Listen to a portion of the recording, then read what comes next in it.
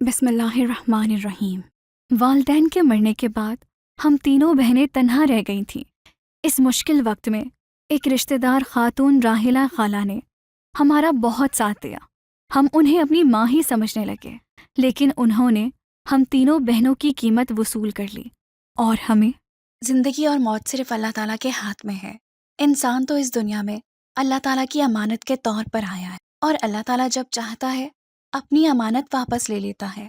میں نے تمہاری ماں کے ساتھ بہت اچھی زندگی گزاری ہے۔ میں نے کبھی سوچا بھی نہ تھا کہ اس کے بغیر بھی زندگی گزارنی پڑے گی۔ اب تم تینوں بہنیں اپنی نارمل زندگی کی طرف لوٹ کر آنے کی کوشش کرو۔ تمہاری ماں تو واپس نہیں آئے گی۔ وہ جس جگہ چلی گئی ہے وہاں سے آج تک کوئی لوٹ کر نہیں آیا، اس لیے اب خود کو سنبھالو۔ کانپتی ہوئی آواز سے ابا نے ہمیں سمجھاتے ہوئے کہا، آپ بالکل ٹھیک کہہ رہے ہیں، لیکن اتنی جلدی امی کے بغیر زندگی کی طرف لوٹ کر آنا ہمارے لیے تو بہت مشکل ہے۔ مجھے تو بالکل سمجھ نہیں آتی کہ کیا کروں۔ اس گھر کی تمام ذمہ داریاں امی نے اپنے سر پر اٹھائی ہوئی تھی، ہمیں تو کوئی فکر نہ تھی۔ بڑی آپی نے آنسوؤں کو قابو کرتے ہوئے جواب دیا، میں اچھی طرح سے جانتا ہوں کہ وہ کتنی قابل اور سمجھدار عورت تھی، لیکن بیماری کے ساتھ مقابلہ نہ کر سکی اور زندگی کی بازی ہار گئی۔ اس کا اور ہمارا ساتھ اتنا ہی تھا۔ اب میں تم تینوں کو روتے ہوئے کیا اداس نہ دیکھوں؟ کب تک کھانا نہیں کھاؤ گی؟ کب تک چھپ چھپ کر روتی رہو گی؟ جتنی جلدی ہو سکے اس حقیقت کو قبول کر لو کہ اب تم دونوں نے اپنی ماں کے بغیر ہی اس دنیا میں سروائیو کرنا ہے۔ تم سب کے لیے یہی بہتر ہوگا۔ بے بس نگاہوں سے ہماری طرف دیکھتے ہوئے ابا نے کہا، صاف دکھائی دے رہا تھا کہ وہ خود اس وقت کتنے کرب اور تکلیف سے گزر رہے ہیں۔ اماں کی بیماری نے ابا کو بے حد پریشان اور کمزور کر دیا تھا، اور ان کی موت سے تو وہ بالکل ہی خاموش اور غمگین ہو گئے تھے۔ ہر وقت کسی نہ کسی سوچ میں گم دکھائی دیتے تھے۔ ہمارا بھی کچھ ایسا ہی حال تھا۔ اماں کی موت کے بعد تو گھر میں ہر طرف سناٹا اور ویرانی دکھائی دیتی تھی۔ سب سے پہلے ابا نے ہی خود کو سنبھالا اور ہمیں بھی سمجھانے لگے کہ کوئی کسی کے ساتھ عمر بھر نہیں رہ سکتا، اپنی زندگی کا بوجھ خود ہی گھسیٹنا پڑتا ہے۔ بڑی آپی تو کالج کے ایگزامز دے کر فارغ ہو چکی تھی۔ میں نے اور فروا آپی نے دوبارہ سے کالج جانا شروع کر دیا تھا۔ سب کچھ ہی ویسا تھا، کچھ بھی نہ بدلا تھا۔ ہماری دل کی دنیا بدل چکی تھی، مکمل طور پر سناٹا اور اداسی ہی اداسی تھی۔ اماں کے مرنے کے بعد ابا بہت پریشان رہنے لگے تھے۔ وہ چاہتے تھے کہ جلد سے جلد ہم تینوں بہنوں کی شادیاں ہو جائیں اور ہم اپنے اپنے گھروں کی ہو جائیں۔ ابا جان بھی بیمار ہی رہتے تھے، اس لیے وہ چاہتے تھے کہ اپنی زندگی میں ہی ہم تینوں بہنوں کی شادیاں کر دیں۔ ہم تینوں بہنوں کی شادیاں کر دینے کے بعد یہ مکان بیچ کر ہم تینوں کا حصہ ہمیں دے دیں۔ اس سلسلے میں خالہ عظمت سے ابا نے بات کی تھی کہ وہ جلد سے جلد ہم تینوں بہنوں کے لیے رشتے تلاش کریں۔ خالہ عظمت نہ صرف ہماری ہمسائی بلکہ ابا کی دور کی رشتہ دار بھی تھیں۔ سارے محلے میں خالہ عظمت کے نام سے جانی جاتی تھی۔ اماں کی بیماری کے دنوں میں بھی وہ ہمارے ساتھ ساتھ ہی رہتی تھی۔ ان کی وجہ سے ابا کو بہت سہولت ہو جاتی تھی۔ خالہ عظمت ایک بیوہ عورت تھیں جنہوں نے بیوگی میں اپنی دونوں بیٹیاں اور دونوں بیٹوں کو پالا تھا۔ چاروں بچوں کی شادیاں کر دینے کے بعد اب وہ ایک پرسکون زندگی گزار رہی تھیں جس میں انہیں کوئی فکر نہ تھی۔ یہی وجہ تھی کہ انہوں نے ہمارا بہت ساتھ دیا۔ اماں کے مرنے کے بعد ایک ماں کی طرح ہمیں سنبھالنے کی کوشش کی، ہمارے کھانے پینے کا خیال رکھتی، گھر میں آنے والے مہمانوں کا بھی ہر طرح سے خیال رکھتی۔ ان کی موجودگی سے ہمیں بہت ڈھارس ملتی تھی، اسی لیے ابا نے خالہ عظمت سے ہی رشتے کی بات بھی کی تھی۔ بھائی احمد، تمہیں کوئی فکر کرنے کی ضرورت نہیں ہے۔ جب تک میں زندہ ہوں ان بچیوں کا ہر طرح سے خیال رکھوں گی۔ میں خود ہی ان بچیوں کے رشتے کی تلاش کر رہی ہوں۔ وہ دن دور نہیں جب تم اپنے ان فرائض سے فارغ ہو جاؤ گے۔ خالہ عظمت نے ابا کو تسلی دیتے ہوئے کہا، بس بہن، مجھے آپ ہی کا سہارا ہے۔ بچیوں کے رشتوں کے معاملات تو خواتین ہی طے کرتی ہیں۔ اگر مجھے ذرا سا بھی علم ہوتا کہ میری بیوی اتنی جلدی میرا ساتھ چھوڑ جائے گی تو میں بچیوں کی تعلیم کے بجائے ان کی شادیوں کی فکر کرتا۔ ابا نے افسوس بھرے لہجے سے کہا، انسان کی سوچ اور مرضی کے مطابق اگر سب کچھ ہونے لگے تو پھر یہ دنیا پھولوں کی طرح سیج ہو۔ یہاں پر کچھ بھی آپ کی سوچ اور مرضی کے مطابق نہیں ہوتا۔ اوپر والی ذات نے سب معاملات اپنے ہاتھ میں رکھے ہوئے ہیں، لیکن تم دل چھوٹا مت کرو۔ یہ میری اپنی بچیاں ہیں، میں ان کے لیے اب دل سے کوشش کروں گی۔ بے بسی کا اظہار کرتے ہوئے خالہ عظمت نے کہا، وہ بھی ہمارے لیے فکر مند تھیں، اسی لیے جلد ہی بڑی آپا کے لیے ایک رشتہ لے کر آ گئیں۔ لڑکا عمر میں کچھ بڑا تھا، ابا کو نہ ہی لڑکا اور نہ ہی اس کے والدین پسند آئے، عجیب سے اکھڑے مزاج لوگ تھے، اس لیے ابا نے انکار کر دیا۔ یہ کیسا رشتہ لے کر آئی تھی؟ میری بچی کی ابھی عمر ہی کیا ہے؟ وہ ایک پختہ عمر کا آدمی تھا، مجھے ایسے رشتے نہیں چاہیے، میری بچیاں پڑھی لکھی اور بہت سمجھدار ہیں، کسی اچھے اور شریف گھرانے کے رشتے دیکھنے کی کوشش کرو۔ مہمانوں کے جانے کے بعد ابا نے خالہ عظمت سے کہا، ارے بھائی، میں کب جانتی تھی کہ یہ کیسے لوگ ہوں گے؟ میں نے تو رشتہ کروانے والی عورت سے کہا تھا، کوئی اچھا سا رشتہ ہو تو مجھے بتانا۔ اس نے اتنی تعریفیں کی تھی کہ مجھے تو مناسب ہی لگ رہا تھا۔ جب تک ہم لوگوں سے ملیں گے نہیں، ہمیں کیا پتا چلے گا کہ لوگ کیسے ہیں؟ شرمندہ ہونے کے بجائے خالہ عظمت نے تیز لہجے سے کہا، بہن آپ تو بالکل ٹھیک کہہ رہی ہیں، اچھا کیا آپ نے بلا لیا، ہم نے خود دیکھ لیا ورنہ دل میں افسوس رہتا کہ ہم نے تو لڑکے والوں سے ملاقات تک نہ کی۔ ابا نے خالہ عظمت کی تعریف کرتے ہوئے کہا، ارے بھائی، میں تو ایک سچی بات کہوں گی، تم خود بیمار رہتے ہو، بچیوں کے سر پر ماں کا سایہ بھی نہیں ہے، اسی لیے گھر آئے رشتوں میں نکتہ چینی مت کیا کرو۔ جو شخص بھی تمہارے دروازے پر آ جائے، زیادہ سوچو مت، تمہاری زندگی کا کوئی پتہ نہیں۔ تیز تیز بولتے ہوئے خالہ عظمت نے کہا اور دروازے سے باہر چلی گئی۔ عجیب عورت ہے یہ خالہ عظمت بھی، انہیں اس بات کا ذرا سا بھی احساس نہیں کہ وہ کتنے عجیب لوگوں کو اٹھا کر ہمارے گھر لے آئی تھی، ہمیں ہی برا بھلا کہہ رہی ہیں۔ ان کے جانے کے بعد بڑی آپا نے غصے سے کہا، نہیں بیٹی، اس کا بھی کوئی قصور نہیں ہے، میں نے ہی اسے کہا تھا کہ وہ دیر نہ کرے، جتنی بھی جلدی ہو سکے اچھے اچھے رشتے ڈھونڈ کر لے آئے۔ میں اب تم تینوں کی وجہ سے بہت پریشان رہتا ہوں اور چاہتا ہوں کہ اپنی زندگی میں ہی تم تینوں کے گھر بسا جاؤں۔ پیار بھرے لہجے سے ابا نے سمجھاتے ہوئے کہا، آپ کیوں فکر مند ہوتے ہیں، اللہ تعالیٰ سب بہتر کر دے گا۔ ابا کا کمزور اور بے بس چہرہ دیکھتے ہوئے میں نے تسلی دیتے ہوئے کہا، مجھے اللہ تعالیٰ سے امید ہے کہ وہ سب بہتر کر دے گا۔ پیار بھری نظروں سے میری طرف دیکھتے ہوئے ابا نے جواب دیا۔ ابا ایک سرکاری اسکول میں ہیڈ ماسٹر کے عہدے سے ریٹائر ہو چکے تھے، ان کی پینشن پر ہی ہمارا گزر بسر ہوتا تھا۔ 2-3 روز سے خالہ عظمت ہمارے گھر نہ آئی تھی، اور ایسا بہت عرصے کے بعد ہو رہا تھا، کیونکہ جب سے اماں بیمار ہوئی تھی خالہ عظمت زیادہ ہمارے گھر ہی پائی جاتی تھی، اور ان کی وفات کے بعد تو صرف رات سونے کے لیے ہی اپنے گھر جاتی تھی۔ خالہ عظمت کی ناراضگی کا خیال کرتے ہوئے ابا خود ان کے گھر چلے گئے۔ آپ تو اس روز کے بعد ہمارے گھر ہی نہیں آئی، مجھے لگتا ہے کہ ناراض ہو گئی ہیں۔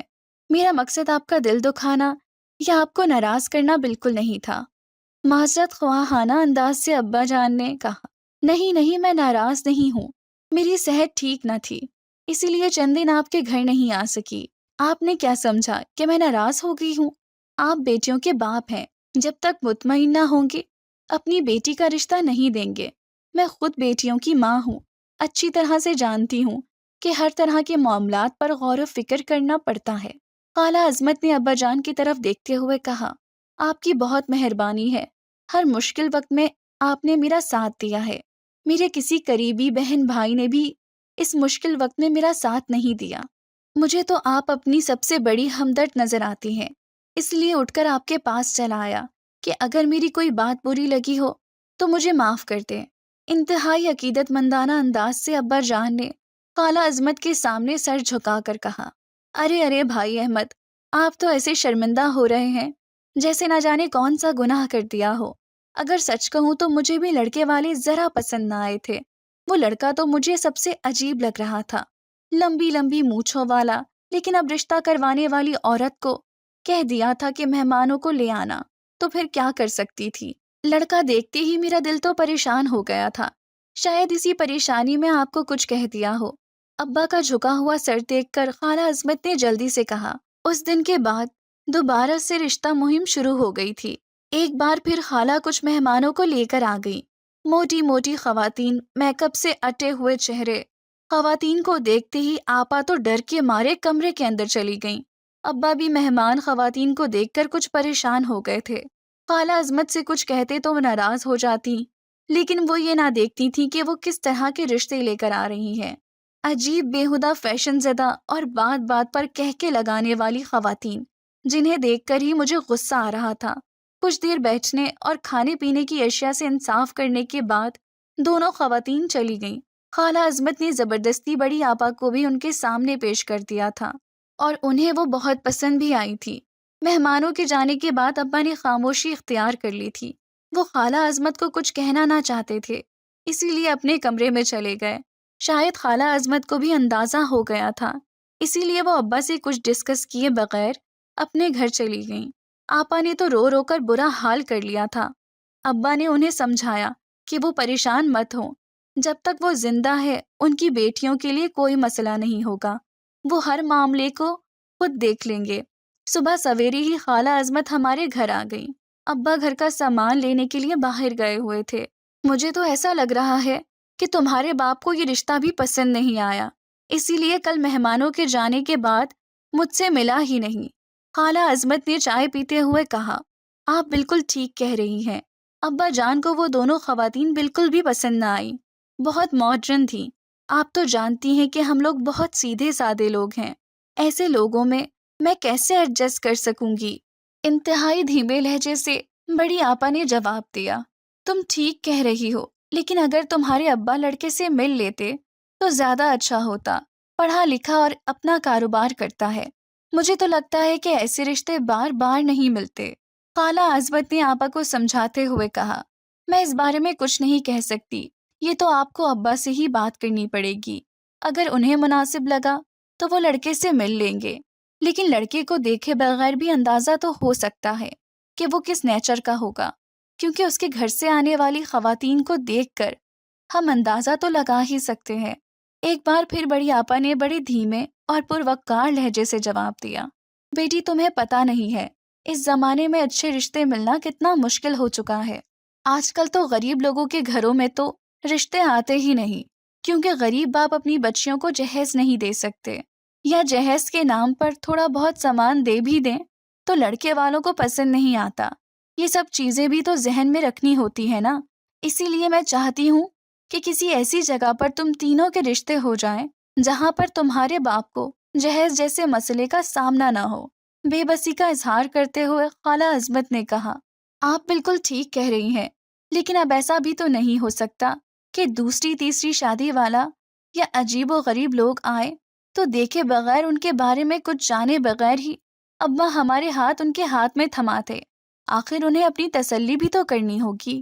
بڑی آپا نے جواب دیا، اچھا بیٹی، میں تو کوشش ہی کر سکتی ہوں، اللہ کرے تم تینوں کے نصیب بہت اچھے ہوں اور جیسا تمہارا باپ چاہتا ہے ویسے رشتے تمہیں مل جائیں۔ خالہ عظمت نے اٹھتے ہوئے کہا۔ صاف دکھائی دے رہا تھا کہ انہیں آپا کی باتیں پسند نہیں آئی۔ ان کے جانے کے بعد بڑی آپا سر تھام کر بیٹھ گئی تھی۔ عجیب خاتون ہے یہ خالہ عظمت، بھی نہ جانے کس زمانے کی باتیں کرتی ہیں۔ بے بسی سے ایک لمبا سانس لیتے ہوئے آپا نے کہا، مجھے تو سمجھ نہیں آتی کہ وہ کیا چاہتی ہے کہ ہم دیکھے سنے بغیر کوئی بھی رشتہ آئے اسے آپ کا ہاتھ پکڑا دیں۔ فروا آپی نے بڑی آپا کی طرف دیکھتے ہوئے کہا، مجھے تو ایسا ہی لگ رہا ہے کہ جو اوٹ پٹانگ قسم کے لوگ اٹھا کر ہمارے گھر میں لے آتی ہیں وہ یہی چاہتے ہیں کہ ابا انہی کے حق میں فیصلہ دیں۔ فروا آپی کی بات سے اتفاق کرتے ہوئے بڑی آپا نے بھی کہا، ہمارا دماغ تو نہیں خراب کہ ایسے لوگوں میں اپنی بہن کو بیاہ کر دیں جن کا کوئی سٹینڈرڈ، کوئی معیار ہی نہ ہو۔ میں نے غصیلے لہجے سے کہا۔ میری بات سن کر دونوں بہنیں ہنسنے لگی۔ ارے میری بہن پیاری، بہن ہمارا کیا سٹینڈرڈ ہے، ہم تو خود بہت غریب لوگ ہیں۔ بڑی آپا نے ہنستے ہوئے کہا، ہم غریب ضرور ہیں لیکن اتنے بھی گئے گزرے نہیں ہیں جیسے کہ عجیب رشتے خالہ عظمت لے کر آ جاتی ہیں۔ سنجیدہ لہجے سے میں نے جواب دیا، تم ٹھیک کہہ رہی ہو، لیکن اب کیا ہو سکتا ہے؟ خالہ عظمت نہ جانے ایسا کیوں کر رہی ہیں۔ آپا نے میری طرف دیکھتے ہوئے فکر مندانہ انداز سے کہا، موسم کی تبدیلی کی وجہ سے ابا کی طبیعت خراب ہو گئی تھی، وہ شاید بخار میں مبتلا ہو گئے، پہلے ہی بہت کمزور تھے۔ اماں کی وفات کا دکھ تو انہیں اندر ہی اندر سے کھا رہا تھا، لیکن وہ اس کا اظہار ہمارے سامنے نہ کرتے تھے۔ ہم نے تو کبھی ایسا سوچا بھی نہ تھا۔ جو قیامت ہم پر ٹوٹ پڑی، 2 دن بیمار رہنے کے بعد ابا بھی ہم سے منہ موڑ گئے۔ ابا کی وفات کی خبر سن کر تو مجھے زمین و آسمان گھومتے ہوئے محسوس ہو رہے تھے۔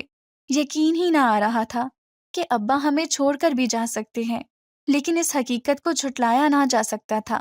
نہ جانے کتنے دن تک ہم تو سنبھل ہی نہ سکی تھی۔ اماں کی وفات کے بعد ابا ہی ہمارا واحد سہارا تھے، جنہوں نے ہمیں کسی چیز کی کوئی کمی محسوس نہ ہونے دی۔ وہ ہر ممکن کوشش کرتے تھے کہ ہمارا ہر طرح سے خیال رکھیں، ہمیں اماں کی کمی محسوس نہ ہو، اور اب وہ خود ہی ہمیں چھوڑ کر چلے گئے تھے۔ میرا جی تو چاہتا تھا ساری دنیا کو چھوڑ کر اماں اور ابا کی قبروں کے درمیان میں جا کر بیٹھ جاؤں۔ اس جگہ سے زیادہ کسی جگہ پر سکون نہ آتا تھا۔ ابا کے مرنے کے بعد ہمارا واحد سہارا خالہ عظمت تھی۔ اب وہ دن کا زیادہ وقت ہمارے ساتھ ہی گزارتی تھی۔ شام کے وقت تھوڑی دیر کے لیے اپنے گھر جاتی اور پھر واپس آ جاتی۔ رات کو ہمارے گھر ہی سوتی تھی۔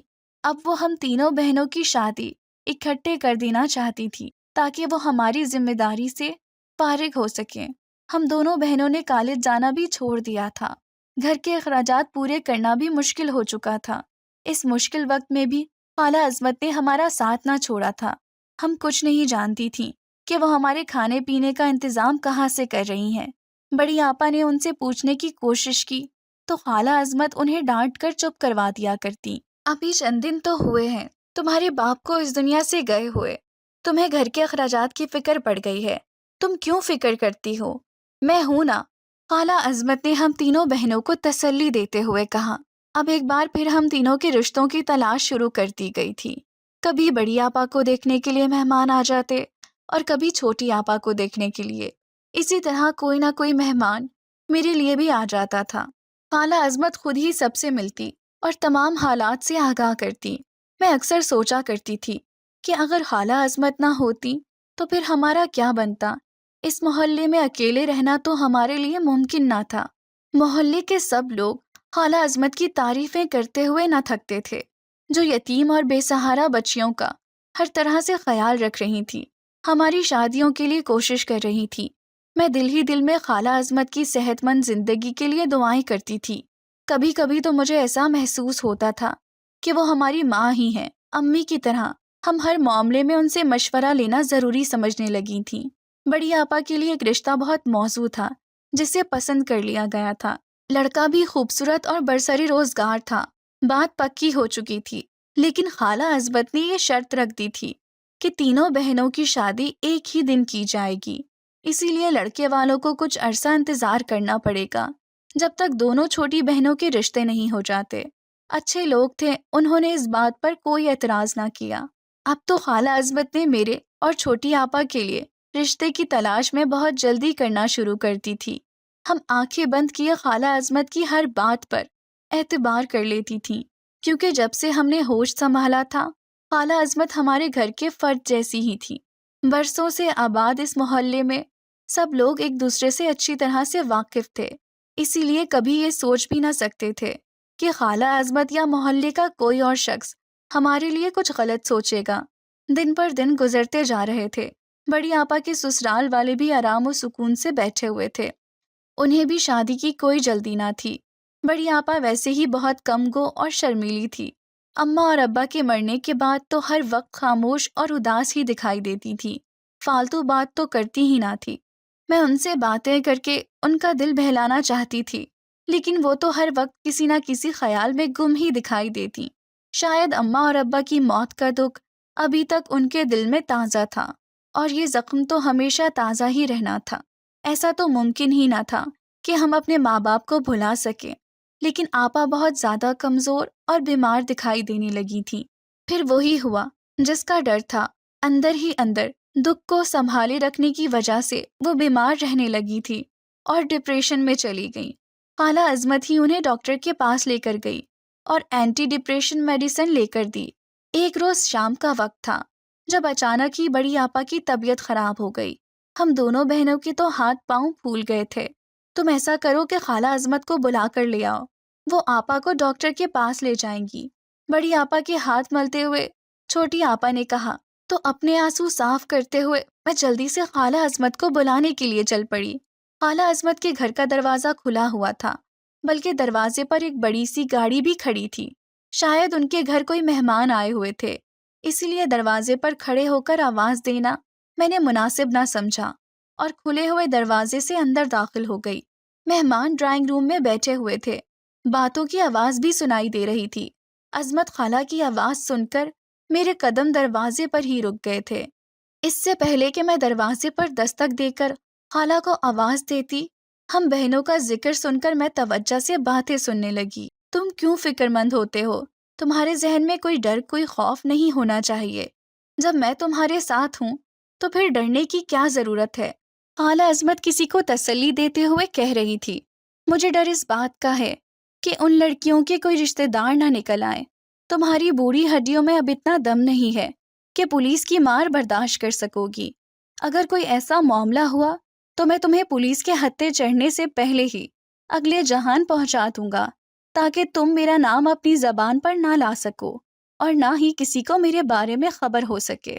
دھمکی دینے والے انداز سے کسی شخص نے کہا، ارے تمہیں یہی تو سمجھا رہی ہوں، ان کے باپ کا ایک دور کا رشتہ دار ہے، وہ بھی کسی دوسرے شہر میں رہتا ہے، چند گھڑی کے لیے آیا تھا اور پھر واپس چلا گیا۔ اس نے تو لڑکیوں کے بارے میں یہ بھی نہ پوچھا تھا کہ باپ کے بغیر کیسے رہیں گی۔ وہ ان کو تلاش کرتے ہوئے نہیں آئے گا۔ میں اتنے عرصے سے ان کو جانتی ہوں، کسی رشتہ دار کو آتے ہوئے نہیں دیکھا، نہ ہی کبھی ان بچیوں کو کہیں جاتے دیکھا۔ یہ لڑکیاں اب تمہاری ہیں، تمہارا جب جی چاہے آ کر انہیں لے جاؤ، لیکن ایک بات یاد رکھنا کہ میں پوری قیمت وصول کروں گی، ایک پیسہ بھی ادھار نہیں ہوگا۔ یہاں پر پیسے میرے ہاتھ میں رکھنا، لڑکیوں کے ہاتھ میں تمہارے ہاتھ میں دے دوں گی۔ خالہ عظمت نے سودے بازی کرتے ہوئے کہا۔ خالہ کی باتیں سن کر تو مجھے زمین و آسمان گھومتے ہوئے محسوس ہو رہے تھے۔ وہ عورت جو مجھے اپنی ماں جیسی لگ رہی تھی، وہ کتنی خطرناک اور سازشی تھی۔ اس کا چہرہ میرے سامنے بے نقاب ہو چکا تھا۔ دبے قدموں میں گھر واپس آ گئی میں۔ بڑی آپا کی طبیعت کچھ سنبھل چکی تھی۔ کدھر ہے خالہ عظمت؟ وہ نہیں آئی؟ تم نے انہیں بتایا نہیں کہ آپا کی طبیعت کس قدر خراب ہو رہی تھی؟ وہ تو شکر ہے کہ کچھ بہتر ہو گئی ہے، میں تو پریشان ہو گئی تھی۔ مجھے دیکھتے ہی چھوٹی آپا نے کہا، ان کے گھر مہمان آئے ہوئے تھے، اسی لیے میں نے ان سے کچھ نہیں کہا۔ اس سے پہلے کہ میرا جواب سن کر آپا کچھ کہتی، میں نے جلدی سے کمرے کا دروازہ بند کر دیا۔ یہ تم کیا کر رہی ہو؟ کمرے کا دروازہ کیوں بند کر دیا ہے؟ بڑی آپا نے سوالیہ لہجے سے پوچھا۔ جو کچھ میں سن کر آ رہی ہوں شاید آپ کو یقین نہ آئے، لیکن یہ بالکل سچ ہے۔ ابھی ہمیں کچھ فیصلے کرنے پڑیں گے، خود کو بچانا ہوگا، ورنہ نہ جانے کیا ہو جائے گا۔ انتہائی رازدانہ لہجے سے میں نے کہا، کیا سن کر آئی ہو؟ ہمیں بھی بتاؤ، چھوٹی آپا نے حیران ہوتے ہوئے پوچھا۔ تو پھر میں نے خالہ عظمت اور اس شخص کی گفتگو کے بارے میں سب بتایا، جس سے سن کر ان دونوں کی حالت بھی بہت خراب ہو گئی تھی۔ میری طرح انہیں بھی یقین نہ آ رہا تھا، لیکن یہ سب کچھ میں نے اپنے کانوں سے سنا تھا، اسی لیے یقین نہ کرنے کی تو کوئی وجہ نہ تھی۔ اب ہمیں کیا کرنا ہوگا؟ یہ خالہ تو بہت خطرناک نکلی، آپا نے فکر مندانہ لہجے سے پوچھا۔ ابا کے کزن اشفاق چچا کو کال کرنی ہوگی، لیکن اس بات کی خبر خالہ عظمت کو نہیں ہونی چاہیے۔ اشفاق چچا کو بھی اصل صورتحال سے مت آگاہ کرنا، ایسا نہ ہو کہ وہ پریشان ہو کر ہماری مدد کے لیے ہی نہ آئے۔ سب سے پہلے ہمیں یہاں سے نکلنا ہوگا، ورنہ خالہ کے ظلم سے ہمیں کوئی بچانے والا نہیں، میں نے مشورہ دیتے ہوئے کہا۔ اسی وقت چچا کو کل صبح ہم نے اپنے گھر بلا لیا تھا اور ان سے کہا تھا کہ ہم چند دن ان کے گھر رہنا چاہتی ہیں، ہم یہ مکان فروخت کر رہی ہیں۔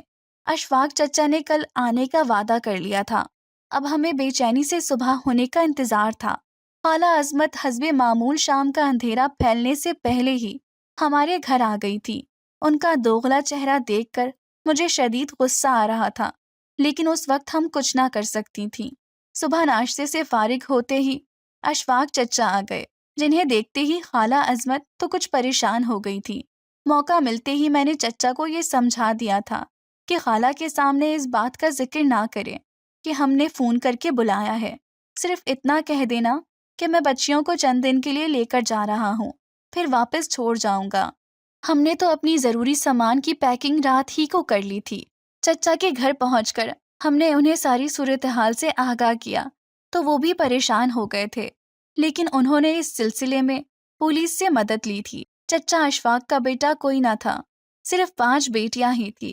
اسی لیے انہیں اچھی طرح سے اس بات کا علم تھا کہ بیٹیاں کتنی نازک ہوتی ہیں۔ وہ ریڑھی پر سبزی فروخت کرتے تھے، اسی لیے ان کے پاس اتنا وقت نہ تھا کہ وہ آس پاس کے یا دور دراز کے رشتہ داروں سے زیادہ تعلق رکھ سکیں، لیکن وہ ایک اچھے انسان تھے۔ ہماری نشاندہی پر نہ صرف خالہ عظمت بلکہ یہ پورا گینگ پکڑا گیا تھا جو لڑکیوں کی اسمگلنگ کا کاروبار کرتے تھے۔